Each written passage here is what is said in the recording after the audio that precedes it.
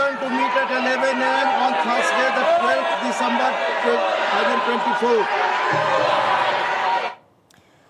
तो देखिए, लोकसभा की कार्यवाही कल 11, राज्यसभा की कार्यवाही आपको बताते चले कि कल 11 बजे तक के लिए स्थगित कर दी गई है। तो ये बड़ी जानकारी आपको दे रहे हैं। राज्यसभा में अविश्वास प्रस्ताव पर हंगामा, सोरोस से कांग्रेस का क्या रिश्ता, जेपी नड्डा की तरफ से ये पूछा गया। ये देश की आंतरिक सुरक्षा का मामला है और एक बार फिर से आप देख रहे हैं कि किस तरह से जो सदन की कार्यवाही है वो हंगामे की भेंट लगातार चढ़ रही है।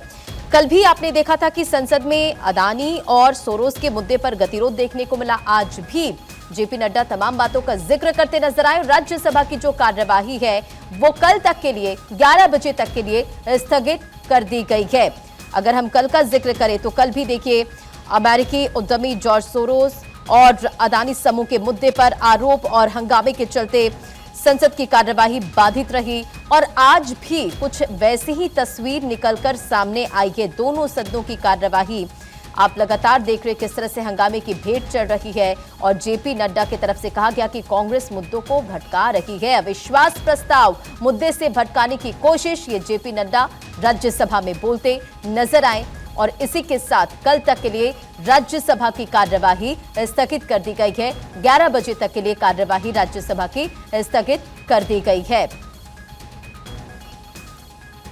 तो बीते दिन भी आपने देखा कि इस मुद्दे को लेकर किस तरह से सदन में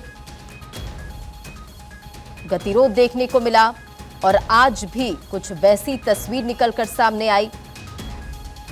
तमाम बातों का जिक्र कांग्रेस मुद्दे को भटका रही है, जेपी नड्डा की तरफ से कहा गया। और अक्षय इस खबर पर अधिक अपडेट के साथ जुड़ गए। अक्षय, अदानी के मुद्दे का अगर हम जिक्र करें या फिर जॉर्ज सोरोस के मुद्दे का, कल भी गतिरोध और आज भी संसद में इसी मुद्दे को लेकर हंगामा देखने को मिला।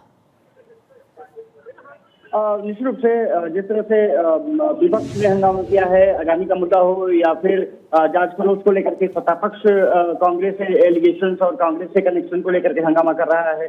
जेपी नड्डा बोल रहे थे और जेपी नड्डा ने कल भी जब अपनी बात रखनी शुरू की, विपक्ष ने हंगामा शुरू कर दिया और आज भी यही बात रही है। जेपी नड्डा ने आरोप लगाया कि कांग्रेस सिर्फ लटकाने भटकाने का काम करती है, जबकि विपक्ष का यह आरोप था कि सरकार डिस्कशन से भाग रही है, खास करके अदानी के मुद्दे को लेकर के पूरी तरह से सत्ता पक्ष घिरा है, इसलिए वो कोई चर्चा नहीं चाहते हैं। आज सदन में तमाम बातों के जिक्र किया गया कि किस तरह से लटकाया जा रहा है मुद्दे को लेकर के। सत्ता पक्ष निश्चित रूप से आक्रामक तो है ही, विपक्ष पूरी तरह से आक्रामक है और सबसे बड़ी बात यह रही है कि आज विपक्ष ने सदन शुरू होने से पहले तमाम बैनर पोस्टर के साथ कि डोंट सेल द कंट्री, ऐसे कुछ स्लोगन भी लगाए। साफ तौर पर है कि 12वां दिन और आज का दिन भी पूरी तरह से वॉश आउट हो गया। कल के लिए अब सदन स्थगित कर दिया गया है। ऐसा दिख नहीं रहा है कि दोनों पक्ष, चाहे सत्ता पक्ष हो या प्रतिपक्ष हो, कोई भी सदन चलाने में इच्छुक है। हालांकि आरोप एक दूसरे पर लगा रहे हैं और साफ तौर पर कह सकते हैं कि कल तक के लिए जब 11 बजे तक स्थगित कर दी गई है तो कह सकते हैं कि अब 12वां दिन और फिर कल के लिए स्थगित होना ये दुखद है और अच्छे संकेत नहीं दिख रहे हैं। कम से कम पार्लियामेंट में जहां की सभी की निगाहें होती है, सभी चाहते हैं कि डिस्कशन हो, उनके जो मुद्दे हैं उनको उठाया जाए, बिल पारित किए जाए, लेकिन 14 बिल पारित किए जाने हैं, एक भी विधेयक पर चर्चा नहीं हो पाई है। और ये कहा जा रहा है कि 13 तारीख से जो संविधान पर चर्चा होनी है वो किस तरह से होगी, इस पर भी अब सभी की अटकलें लगनी शुरू हो गई हैं कि क्या वो भी डिस्कशन हो पाएगा या नहीं हो पाएगा। लेकिन फिलहाल अब कल के लिए सदन को स्थगित कर दिया गया है। जी बिल्कुल, देखिए कई मुद्दों को लेकर हम लगातार देख रहे हैं कि गतिरोध देखने को मिल रहा है, लेकिन अब 10 दिन का ये सत्र बचा है और अभी तक के हम सेशंस को देखें तो कितना वो फ्रूटफुल नजर आ रहा है, क्योंकि हर दिन राज्यसभा की हो या फिर लोकसभा की कार्यवाही स्थगित होती है और जो ये वॉश आउट हो रहा है। देखिए, अभी तक अगर घंटों की बात करें तो लगभग 75 घंटे के आसपास का काम काज हुआ है, जो कि बहुत ही कम माना जा सकता है। और इसकी वजह साफ रही है कि सत्ता पक्ष भी झुकने को तैयार दिखता नहीं है, प्रतिपक्ष भी झुकने को तैयार दिखता नहीं है। राज्यसभा की कार्रवाई स्थगित कर दी गई है। ये माना जा रहा है कि दोनों सदन अब कल तक के लिए स्थगित कर दिए जाएंगे, क्योंकि कामकाज नहीं हो रहा है। हालांकि जितेंद्र सिंह अभी कुछ देर पहले बोल रहे थे, उन्होंने भी तमाम आरोप लगाए हैं। और आज जब जेपी नड्डा ने जो नो कॉन्फिडेंस मोशन विपक्ष लाया है राज्यसभा सभापति के खिलाफ, उसको लेकर के बोल रहे थे कि जिस तरह से ये नो कॉन्फिडेंस मोशन लाया गया है, पूरी तरह से कंटेम्प्ट एक्ट है और इसकी निंदा की जानी चाहिए। आश्चर्यजनक है कि विपक्ष इस तरह की हरकतें कर रहा है।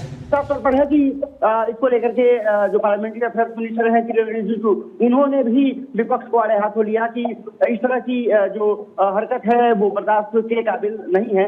पहली बार ऐसा हुआ है कि 72 सालों के राज्यसभा के कार्यकाल में नो कॉन्फिडेंस मोशन सभापति के सामने लाया गया है। हालांकि लोकसभा में ऐसा 3 बार पहले हो चुका है, लेकिन राज्यसभा में ऐसा पहली बार हुआ है कि किसी सभापति के खिलाफ विपक्ष ने नो कॉन्फिडेंस मोशन मूव किया है, नोटिस दिया है।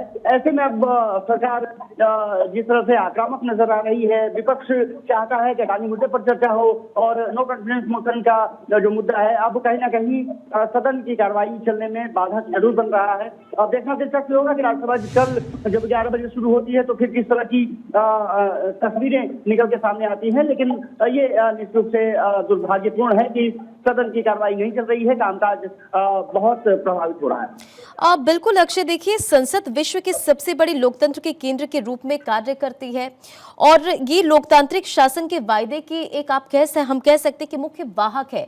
लेकिन जो ये तस्वीरें आ रही है, क्या ये तस्वीरें जनता एक्सपेक्ट करती है? क्या राष्ट्रीय मुद्दों को नहीं उठाना चाहिए?